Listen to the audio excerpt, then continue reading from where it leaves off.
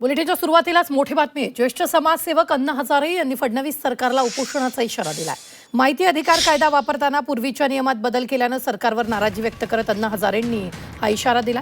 माहिती अधिकार कायदा केल्यानंतर प्रथमच या कायद्याच्या अंमलबजावणीमध्ये बदल करण्यात आल्याचा दावा त्यांनी केलेला आहे.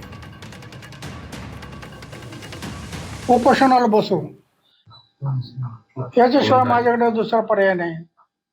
कारण माझ्याकडे काय पुढे मोठा संघटन नाही, कुठं काय नाही. पण उपोषण हा माझा मार्ग आहे.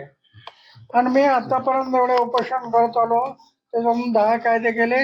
आता पुन्हा एकदा वेळ पाहिली तर वयाच्या 90व्या वर्षी पुन्हा एकदा उपोषण करण्याची वेळ आली तरी मी मागे घेणार नाही.